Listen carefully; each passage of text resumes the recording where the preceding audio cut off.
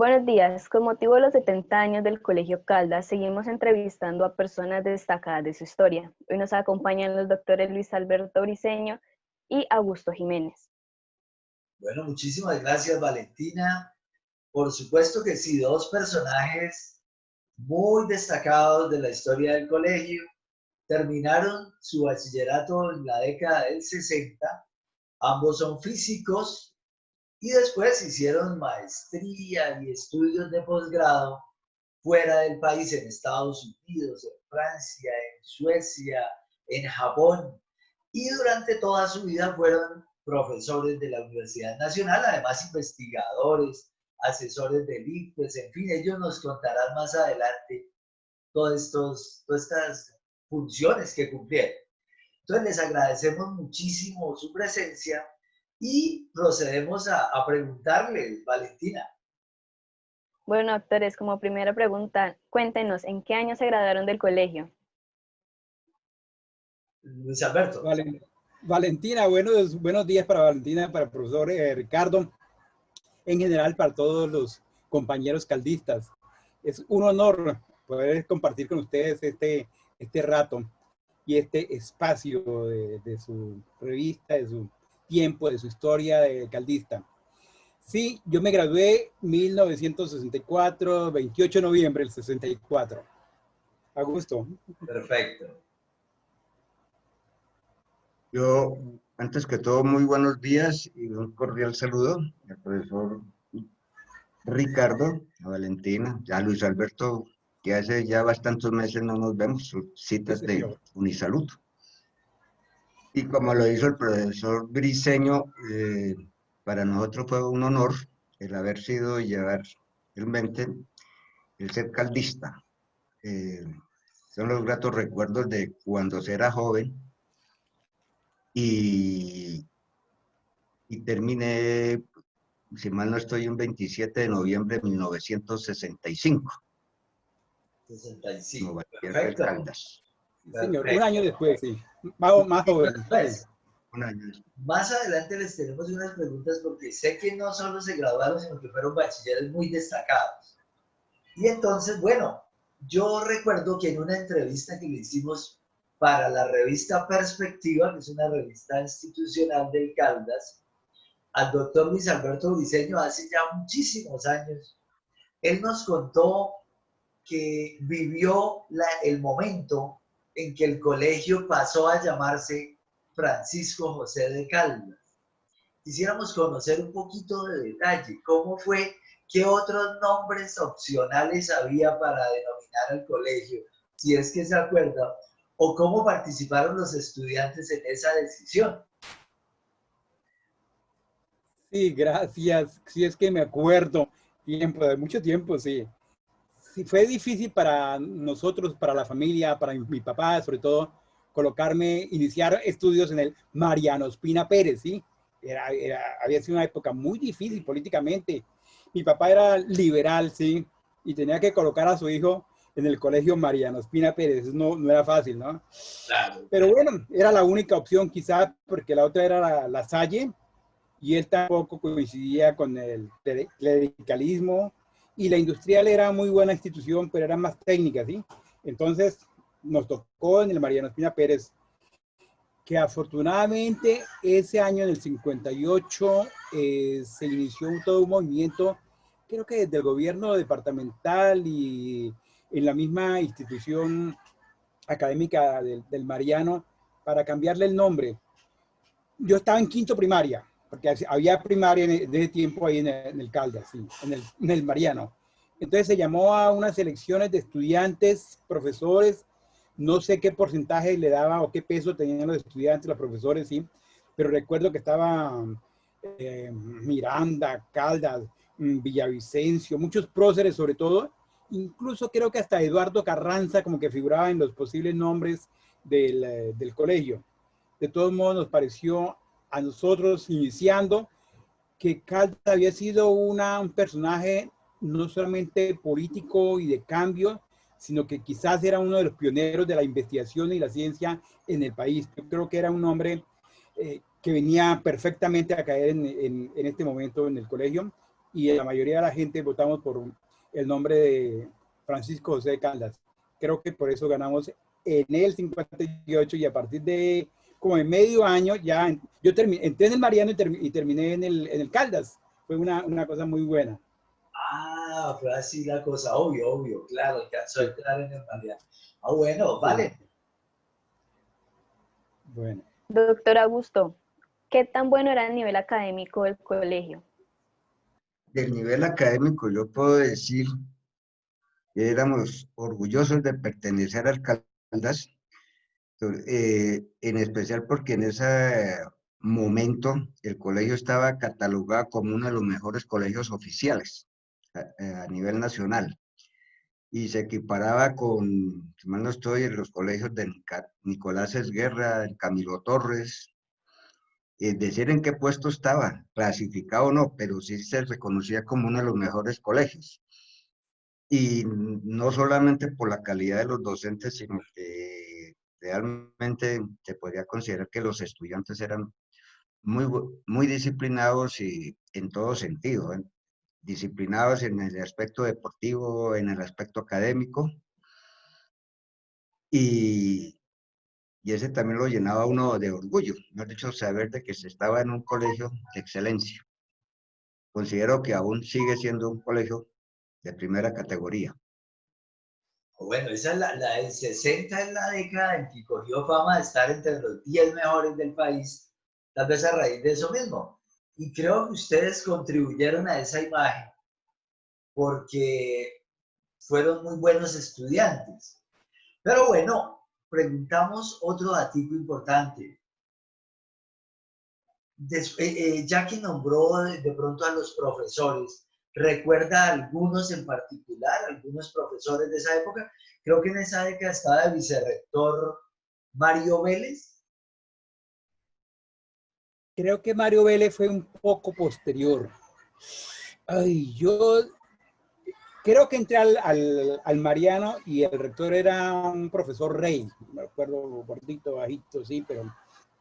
Y teníamos unos pocos profesores en primaria, como que yo hice quinto primaria, era un solo profesor que nos daba quinto primaria, ¿sí? Pero al entrar al bachillerato ya teníamos a... yo vi contabilidad con el profesor García, los libros de contabilidad, sus cosas. Vi español con el profesor Hernández, le decíamos Manito. Era todo un poeta y creo que era costeño, pero era muy fluente su español. Yo vi historia como en segundo o tercero de bachillerato, un profesor Cadena, era una elocuencia y una palabra que tenía perfecto para un historiador, creo que era como abogado, algo así, ¿no?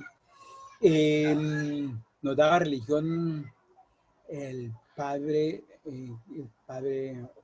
Joel Otero, creo, y después se cambió al padre Elías Garavito. En inglés, los idiomas siempre nos los manejó, en parte, el profesor Julio Alberto Saltarín de la Voz. Él daba inglés y francés, y en algún momento creo que el profesor Verdugo como que también nos dio español. De química me acuerdo de Nacho Torres. Nacho venía de Boyacá y venía con el profesor Barbosa que nos daba física. Igual que las matemáticas que de ese entonces ya nos las daba el profesor Víctor Díaz, estricto, elegante en sus exposiciones, muy buen docente, el profesor Díaz. Ah, él era profesor ahí, no vicerrector, fue vicerrector después. Fue vicerrector después, y él era el profesor Díaz, un magnífico profesor, sí, profesor Díaz, sí. Tuvimos profesor de educación física, yo me acuerdo Manuel Rusi, no flaquito, dentro de otros, porque tuvimos algunos militares, creo, pero el profesor Rusi era el prototipo de profesor de educación física. ¿Qué más me acuerdo? Básicamente de eso, ¿no? Yo no sé si Augusto se acuerda de alguien más que... ¿Augusto se acuerda de algunos profesores de los que No, nombrado? básicamente de ellos, y el que fue rector en el año 65 fue el profesor Camilo Castro. No me acuerdo el apellido, Camilo, que fue el rector Camilo Castro, debe ser. Camilo Castro. Que había sido profesor de Camilo física. Castro. Perfecto. matemáticas. Ahora, yo sí Matemático. quiero hacer una separación en este sentido, porque, por ejemplo, Luis Alberto, pues su formación, como casi la mayoría de los compañeros que tuve, fueron formados desde sus inicios en el colegio, Mariano Espina Pérez o Francisco José Caldas. Yo llegué al Caldas únicamente a cursar lo que llamábamos quinto y sexto de bachillerato, lo que actualmente es el 10º y el 11 grado. Y venía de un colegio ya mencionado por Luis Alberto, que era La Salle. Y en esas épocas, pues eran los dos colegios masculinos que tenían bastante rivalidad, tanto en lo deportivo como en lo académico. ¿Mm? Pero fui bien recibido, entonces yo no duré sino el año 64 y 65 de Caldas. Los dos Pues últimos. la mayoría de los profesores que mencionó Luis Alberto son los que yo me recuerdo. Son los Y mismos. sí quiero resaltar algo de esos profesores, por ejemplo, de los profesores Mendoza, de Díaz, de Ignacio Torres. El primero Mendoza fue el que fue nuestro docente en física, Díaz fue el docente en matemáticas, Ignacio Torres en química, estaba el profesor Jauregui también, el profesor Hernández y los que mencionó el profesor Luis Alberto. Más que decir de que ellos fueran docentes, buenos docentes, yo considero que ellos, relativamente jóvenes, eran unos maestros, que con su disciplina y sus modales, su manera de tratar a las personas, no solamente uno le aprendía el área de su conocimiento, sino el de una formación integral. Yo rescato mucho eso porque realmente fue lo que nos formó, o yo me sentí muy bien formado por ellos y de eso vivo bastante orgulloso. Colegio. Valentina, continuamos. Yo me salté una. Bueno, ¿qué tal? ¿Qué tal? ¿Les dio trabajo entrar a la universidad? Sí, no era fácil, porque no era solo el problema de académico, sino que teníamos que ir a presentar el examen allá, a Tierra Fría, a la nevera, ¿no?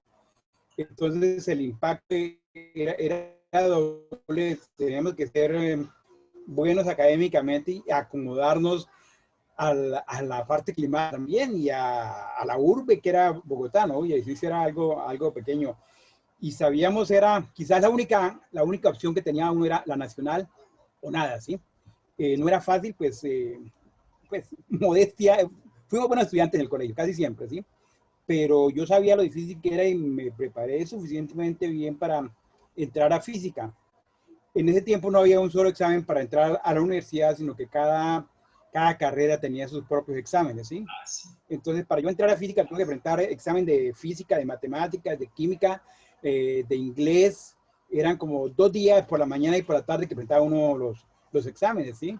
Entonces, tenía uno que ir preparado intelectual y psicológicamente a esa competencia con la gente de todo el país, ¿no? Venían gente de la costa, del valle, de Antioquia, todos íbamos a Bogotá a presentar el examen. Entonces, no era fácil. Y entrar a física tenía 25 cupos, mientras otras carreras tenían 50, 100 cupos, ¿sí? Entonces era difícil quedar dentro de los mejores 25 que se presentaban a física con esos exámenes, ¿no? Entonces, lograr pasar y cuando ir a ver uno la lista ya de pasé o no pasé, y sí, diseño tal, 18875, el código, y la berraquera, está bien. Claro que sí. Y en Lo, doctor les dejo la Augusto, palabra, ¿cómo qué le pena. fue? Bueno, la próxima habla a Augusto primero, sí. Augusto, ¿cómo fue su entrada? Yo con respecto a esto, si de alguna dificultad para entrar a la universidad, es lo mismo que siente Luis Alberto, que Villavicencio era un pueblo como de 40.000 personas, donde la mitad eran residentes propiamente y la otra, el resto era gente que venía de paso, porque el del viaje de Villavicencio a Bogotá eran 6 o 7 horas, Sí. y el examen en sí, como se dice, yo duré 3 días presentando exámenes de todo tipo, lo mismo, de física, de matemáticas, de inglés, de sociales, y pues decirte que el examen difícil o no, no sé, me ha dicho, creo que como se ha dicho, en general todos éramos buenos estudiantes. Y entonces así que la mayoría de las personas, si no ingresaron en el primer semestre de admisión, al cabo de un año o año y medio, ya la mayoría de todos nosotros estábamos en la universidad. Claro, eso está muy bien. Ahí cabe hacer una pregunta del por qué nosotros estudiamos física. No sé Eso cuál es lo que sería vamos la a razón de decir. Luis Alberto. Sí, ¿por qué Allá, no física sé y cuál no sería. otra cosa? ¿De dónde el gusto por la Entonces, física? el que comenzó fue Luis Alberto, entonces él puede iniciar la charla. Yo le iba a ceder la palabra justo, sí. No, eso es todo un capítulo, porque la física, ¿sí? Todo el mundo estudia, yo recuerdo, bueno, modestia, fui el mejor bachiller del 64. Y cuando mi papá le preguntaban, ¿y su hijo qué se fue a estudiar? ¿Qué estudió? Que física. Y eso, y tan inteligente que él se miraba a irse a estudiar física.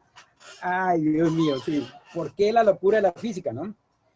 Él ya no tenía la posibilidad de tener un cielo despejado. Nosotros en las tardes, en las noches podíamos contemplar constelaciones, estrellas y podíamos observar ese cielo infinito que seguramente en una urbe no se podía observar, ¿no? Era la curiosidad. Éramos muy curiosos por saber y hasta dónde y de dónde y cómo.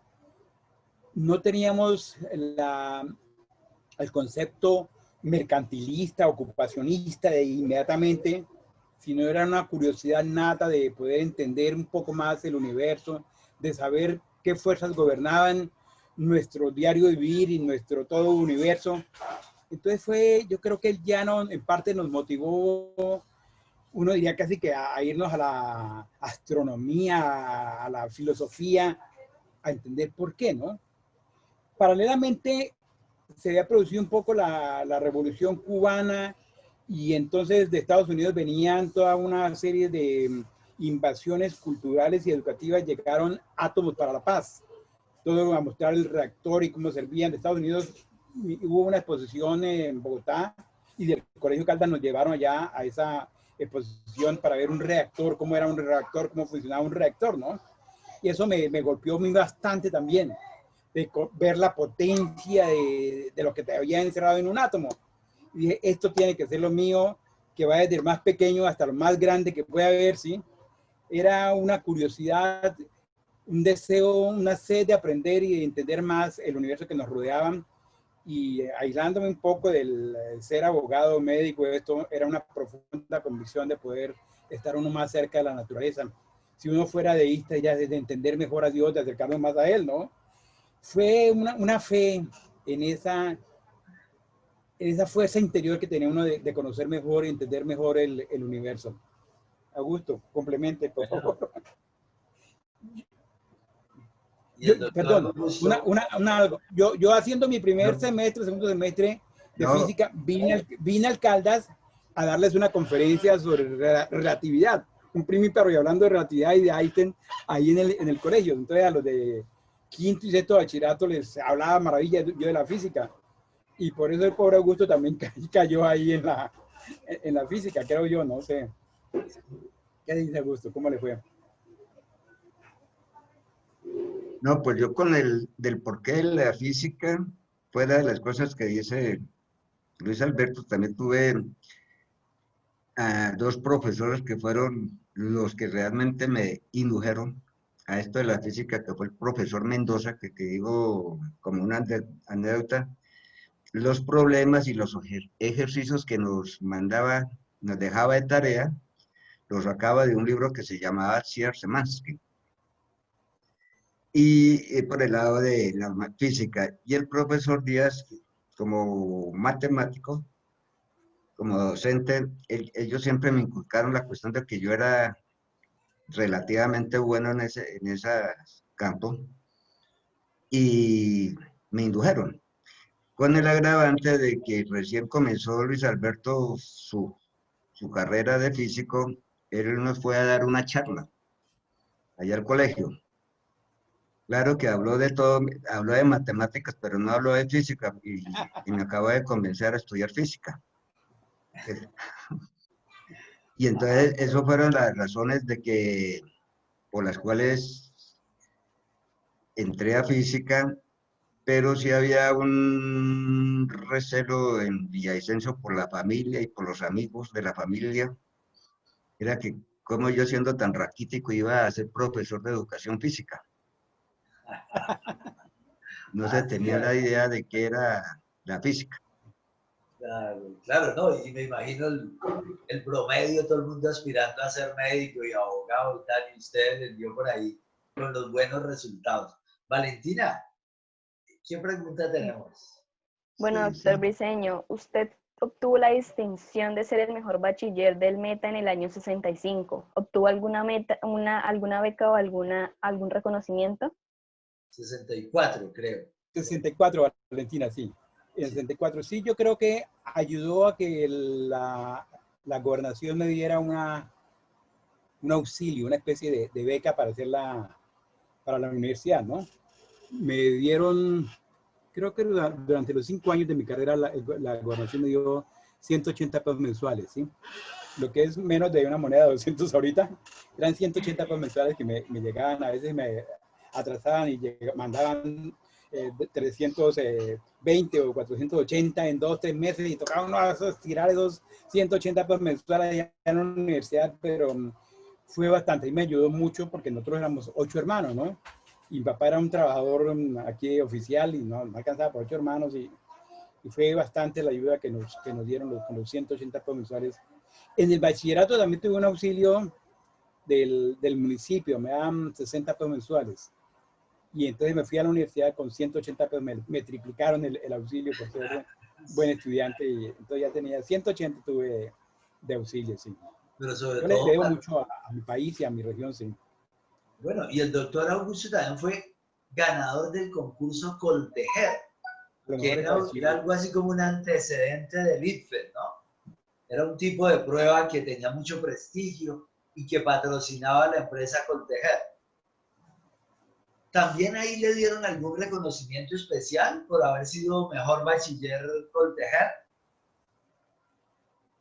Sí, fui seleccionado y salí en ese beneficio como uno de los mejores bachilleres de Colombia. En esa época, por departamento de 17 departamentos, si mal no estoy en esa época, porque habían las comisarías y las intendencias, participaban los colegios, y ahí fui uno de los dos que salió por el Meta.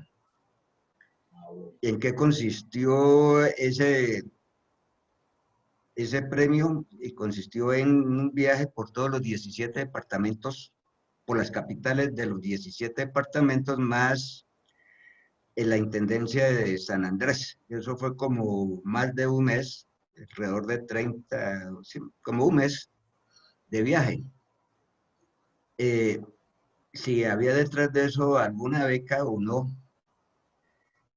sí había una sola beca para 34 personas, la cual se la adjudicaban aquel estudiante que durante todo el recorrido eh, pues mostrarse su don como persona, su integridad, sus buenas charlas.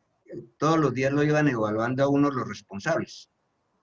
Y el premio de esa beca la beca consistía en una beca para toda la carrera profesional.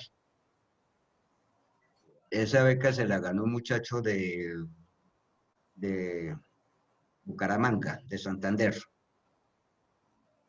Y de resto, ¿qué puedo decir yo? Pues cuando llegué a la Universidad Nacional, realmente fue en una situación de ayuda externa porque en la casa no podían.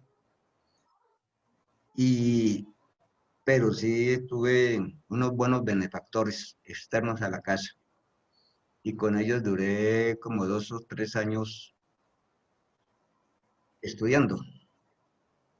Bueno, ambos tuvieron la opción de especializarse por fuera del país. ¿Cómo fue esa experiencia? Augusto, Augusto estuvo en Suecia, según la información que tenemos. ¿Cómo fue esa experiencia? Sí, pues del por qué en Suecia inicialmente fue por algunas razones de que por allá en los años 70 o finalizando los años 69 hubo algo que se llamaba préstamo IFES, Conciencias, y en la cual había una plata para comprarse equipos modernos de esa época, y entre los cuales figuraba un equipo que un profesor, Ever, Sven. él solicitó un equipo de rayos X. Y entonces esos equipos en general duraron más de 2 años en Buenaventura almacenados porque no había la plata, la universidad no tenía la plata ni la infraestructura para tenerlos. Ese equipo de rayos X lo había solicitado Química, y allá se negaron, y al cabo de los 2 años llegó a parar al departamento de Física. Y yo estaba terminando la carrera, y a mí me dieron el cargo de docente, pero con la condición de que montara el equipo. Por supuesto que yo no tenía idea, sino el capítulo que uno ve por ahí en un libro llamado Kittel, de lo que era rayos X. Pero entonces con el tiempo se montó el equipo y se hicieron unas pruebas, y pues una cuestión era tomar muestras, montarlas y sacar un espectro, lo que nosotros llamábamos, pero de ahí a entender algo, saber compenetrar o acoplar la teoría con la parte experimental es también un cuento especial, y de eso yo no daba pie con bola. Entonces, pues tuve la opción de irme a Suecia, y entonces especialmente a Uppsala. De allá entonces, pues logré entender más o menos lo que era trabajar la teoría con la parte experimental, poder presentar resultados y poder escribir artículos. Esa fue y como experiencia, pues es el conocer gente de todo el mundo, esa parte integral que le falta y que le da el estar relacionado con personas de diversas partes del mundo, con su manera de pensar y su pensamiento, de una riqueza inimaginable. Obviamente. Bueno, sí, señor. Bueno, y don Luis Alberto también, ¿no? Usted viaja un poquito más. Fue un cambio difícil de dar hacia 1971, 72, ya trabajando con la universidad, iniciando un poco estudios de posgrado en estado sólido. Se presentó la opción de una persona que quisiera trabajar con la tierra. Era como abandonar la teoría, ese sueño que tenía bonito, ideal de la física, a pasar a untarse uno las manos de tierra, ¿sí? Y yo creo que fue la decisión más inteligente que hice en ese momento. Irme a hacer la física de la Tierra, la geofísica. Por dos motivos, básicamente. Porque eso significaba que nosotros podríamos en algún momento capacitar, formar gente que pudiera buscar los recursos naturales del país. Estábamos en época de movimiento social y hablaba uno de liberación, independencia. Pero si nosotros no teníamos las herramientas para buscar nuestros hidrocarburos, nuestros minerales, ¿para qué hablábamos de riquezas si no podíamos ubicar dónde estaban? ¿Sí? Entonces me pareció que la política y socialmente era la mejor opción, era irse uno a hacer la geofísica. Y además yo me había criado aquí en el Piedemonte Llanero, una zona de alta sismicidad, los había sentido de primera mano, ¿sí? Así que tomé la decisión de irme de la belleza de la física teórica, digamos, a la física de tierra, ¿sí? Y dedicar el resto de mi vida a hacer geofísica, ¿sí? Fue todo un drama hacer desde la sismología, prospección sísmica, campos gravitacionales, campos magnéticos, que se hizo en muchas partes, ¿no? En Estados Unidos hice posgrado, me tocó ir a Japón a hacer geotermia, un poco a Europa.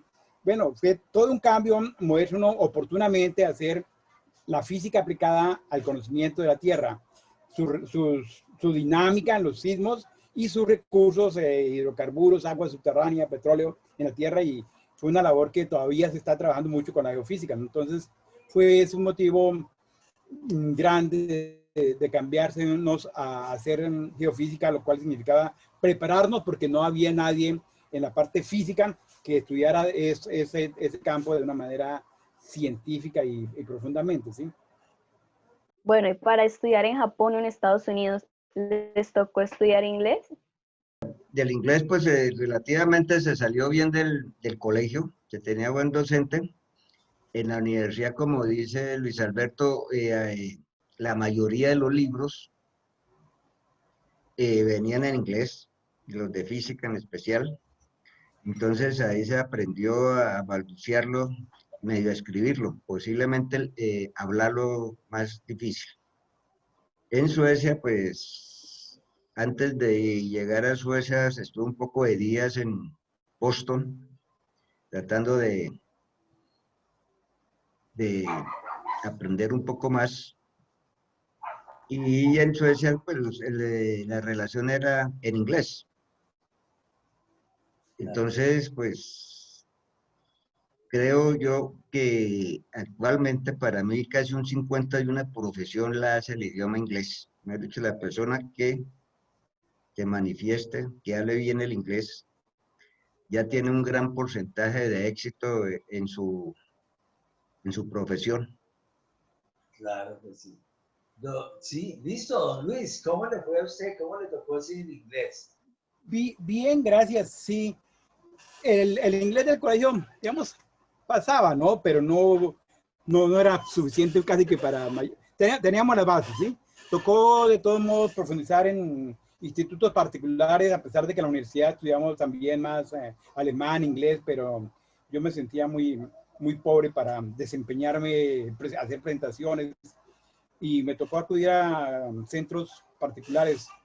De todos modos, llegué a Estados Unidos a hacer mi posgrado, era todo en inglés, y problema con escucha, uno se hacía entender, pero la gente hablaba muy rápido y era difícil.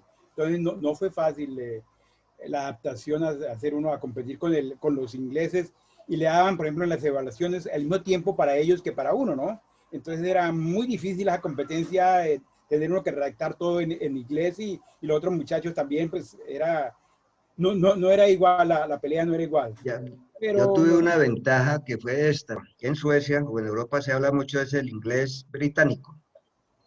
Entonces es mucho más pausado, mucho más lento. Las frases son completas y los modismos, pues, son pocos. Mientras en Estados Unidos realmente se habla muy rápido, entrecortado, muchos modismos. Y entonces en ese sentido tuve una pequeña ventaja para poderme manejar con el idioma en Suecia. lo que dice Augusto es válido, sí. Entre más idiomas conozca uno, maneje uno, es más universal, ¿no? Y se le facilita la conversación con el mundo, tanto social como técnico, ¿sí? Entonces, a donde quiera que iba uno, nos tocaba hacer un estudio básico de supervivencia en otro idioma, ¿no? Lo mismo fue, yo estuve en Francia también, estudiando francés un poco.